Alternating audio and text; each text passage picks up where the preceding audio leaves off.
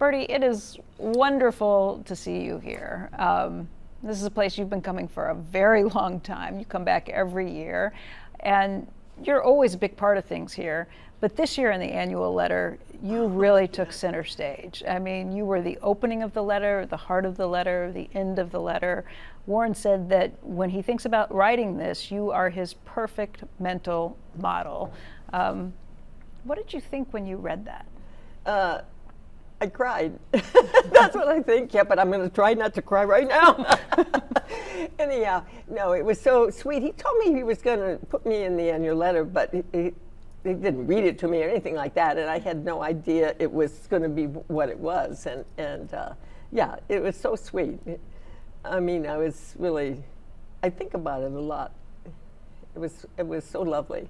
He talks about his relationship with you, and how you two have always had such a wonderful, loving relationship. Yes. And yes. Never had any arguments.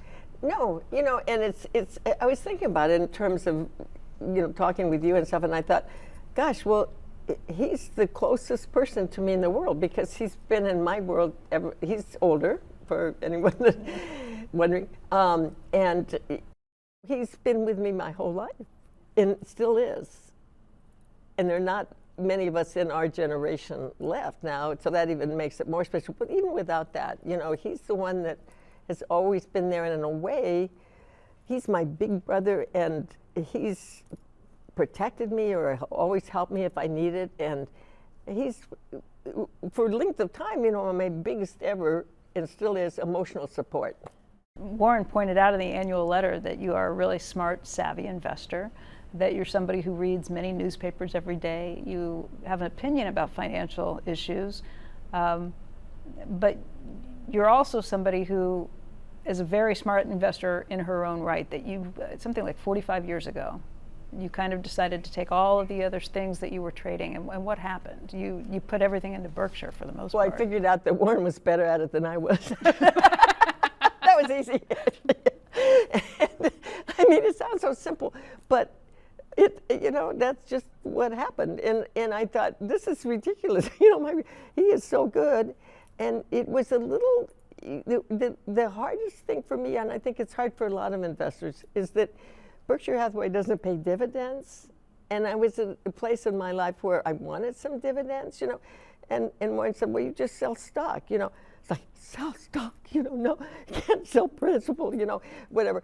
I didn't say that to him, you know, because I just listen and do what he tells me to do. So anyway, but once I got over that hump and realized, well, that's wonderful. You know, I can decide when I declare a dividend. I can declare one for myself, you know, in essence, by selling some stock. And I can choose when I'm going to do it and choose how much it is. And it's capital gains instead of regular income tax, and that's good. And, you know, once that didn't stop me from doing it, but I had to get used to that emotionally, but I did pretty fast. And he said, then you made that change, and then you did nothing. Like, the right. patience. And there were a lot of times along the way, because I had a brokerage account, and people, you know, who were brokers or this or that, or wanted money to start something or whatever, you know, approached me about that. But luckily, I didn't even have to think about it much. I mean, I knew I was all in with Warren, and still am, and all the way. So you and Warren have always had this wonderful relationship. He says you all have never had a fight, but he does say that there are some competitive streaks. Oh, yes, yes. What comes to mind when you think about competitive games or issues with Warren? Well, being younger, we have had an older sister who's now gone, but she was very sophisticated and whatnot. And I think Warren was very smart because he picked out me to play all the games with, because I'm 3 years younger, and he won everything. And for some reason, it didn't bother me. I still wanted to play. You know, I was always hoping for a win.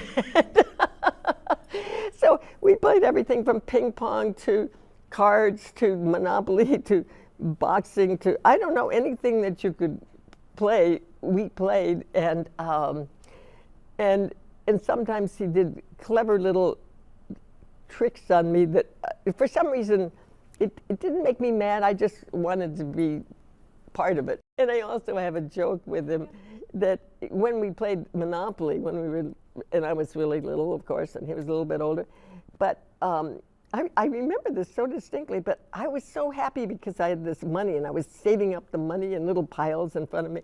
But as I noticed as the game went on, I was landing on more and more properties, and then they had houses and hotels. Pretty soon all my money was gone.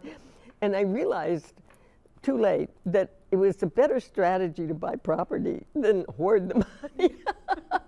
But my joke with him about that is, and we laugh about it because it is actually a joke, but that I trained him to be a winner, because since he was winning all the time, playing against me, that he owes his great success to the fact that I trained him to win. And he loved it so much he just kept going. But that's a joke. It's good work, Bertie. Thank you so much for taking the time to talk with us. Yeah, well, it's a pleasure. And I just want to say one thing, because many people ask me about Warren, you know, when they find out about him and stuff. And to me, he's always been my big brother. He's my big brother. You know, I know he's this tycoon and stuff, and I sort of know that in my head, but that has nothing to do with my reality. He's my big brother, and he's always been a wonderful big brother, and I love him, and I feel so lucky that he's my big brother.